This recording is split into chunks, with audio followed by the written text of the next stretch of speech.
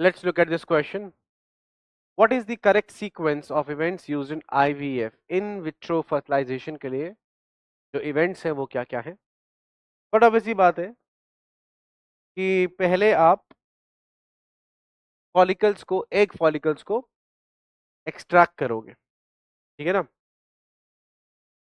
लेकिन स्पर्म को तो आप इजिली एक्सट्रैक्ट कर सकते हो। कैसे? स्पर्मेटोजेनेसिस तो हो ही रहा है, इजैकुलेशन का जमाना है मेल से, ठीक है ना? तो इजैकुलेट करता है मेल, है ना? और उस इजैकुलेट को एज अ सैंपल यूज किया जाता है, बड़ा आसान है। लेकिन वो तो बॉडी से बाहर ही आ रहा है, तो उसे कलेक्ट करना बहुत इजी है। एग को हाउएवर कलेक्ट करना क्या है, मुश्किल है, क्योंकि एग एक तो पर्टिकुलर डे पे आता है, ठीक है? दूसरा, हम एक एग इस्तेमाल नहीं करते, हम 5-6 एग जो है इस्तेमाल करते हैं। हम ज्यादा से ज्यादा एग इस्तेमाल करना चाहते हैं, ठीक है? तो कॉन्सेप्ट ये है कि सबसे पहले हम फीमेल को इंजेक्शन देते हैं एफएसएच का, फॉलिकल स्टिमुलेटिंग हार्मोन का, एंड ऑल्सो एलएच का। फॉलिकल स्टिमुलेटिंग हार्मोन का इसलिए देते हैं ताकि एक फॉलिकल के बजाय 5-6 फॉलिकल जो है उसके रप्चर हो, है ना? 5-6 फॉलिकल डेवलप होना शुरू हो, ठीक है ना? तो फॉलिकल हम डेवलप कराते हैं पहले तो ज्यादा, तो ओवेरियन फॉलिकल को स्टिमुलेट किया जाता है। तो पहला step is always follicle stimulating hormone, ज्यादा से ज्यादा फॉलिकल क्या हो, डेवलप हो। तो stimulation of ovarian follicle by FSH, ये पहला फंक्शन होगा, ठीक है? आ रही है बात समझ में? ठीक है, ओके। अच्छा, उसके बाद अगला क्या होगा? फॉलिकल्स आ गए तो फिर हम कलेक्ट करेंगे, तो सेकंड स्टेप ये हो जाएगा।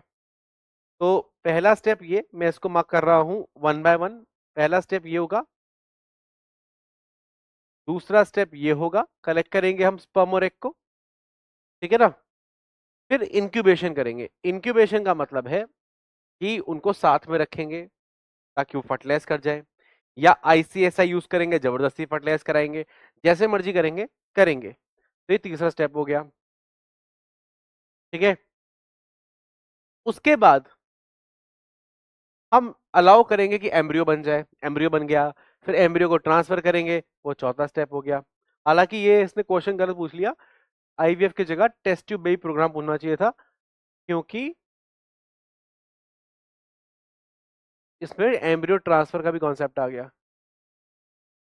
हम वैसे टेस्ट ट्यूब बेबी और आईवीएफ इंटरचेंजेबली यूज कर लेते हैं, खैर। तो चौथा स्टेप ये हो गया, एक बार एम्ब्रियो ट्रांसफर कर दिया तो फिर एम्ब्रियो क्या होगा, इम्प्लांट होगा। तो पांचवा स्टेप ये हो गया, ठीक है ना? तो अब ऑर्डर क्या चलेंगे हम, ऑर्डर चलेंगे हम, ऑर्डर क्या हुआ बेटा, पहला 1 मतलब 3, ठीक है ना? 3 से गए 2, 3 से गए 2, ये जा रहे हैं, 3 से गए 2, 2 से जाएंगे 4, 2 से गए 4, 4 से जाएंगे 5, और 5 से जाएंगे 1। तो आपका आंसर क्या हो गया बेटा, बी ऑप्शन आपका करेक्ट आंसर हो गया, ठीक है? वापस से सुनिएगा, आपको इसमें डाउट इसी में आया होगा बस, स्टिमुलेशन ऑफ ओवेरियन फॉलिकल्स। ये हम फॉलिकल को स्टिमुलेट कराते हैं, क्यों? ताकि 5 से 6 फॉलिकल आके निकल जाएं, ठीक है ना? हम 4-5 एम्ब्रियो बनाते हैं, क्योंकि क्या होता है कि कई बार कुछ एम्ब्रियो बनते ही नहीं है। आपने मान लो एक फॉलिकल निकाला, वो फर्टिलाइज ही नहीं हुआ, मान लो फर्टिलाइज ही हो गया, डेवलप नहीं हुआ, मान लो डेवलप भी हो गया, आपने यूट्रस में भेज भी दिया, इम्प्लांट नहीं हुआ। तो प्रोबेबिलिटी बढ़ाने के लिए हम ज्यादा से ज्यादा फॉलिकल को डेवलप कराते हैं, और कम से कम 4 से 5 एम्ब्रियोज हम एक बार में यूट्रस में डालते हैं। फिर वो चांस होता है कि 25% चांस होता है एक उनमें से इम्प्लांट कर जाता है, ठीक है ना?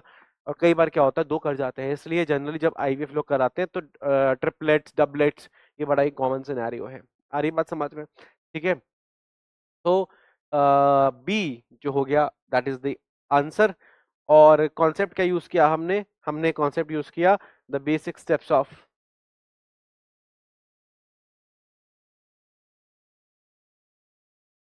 टेस्ट ट्यूब बेबी प्रोग्राम,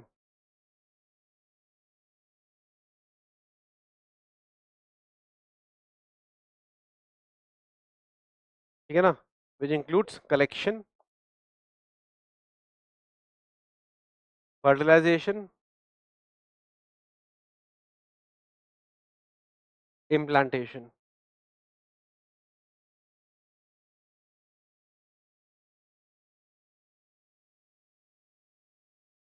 ये हो गया आपका कॉन्सेप्ट, और ये हो गया आपका आंसर दैट इज बी।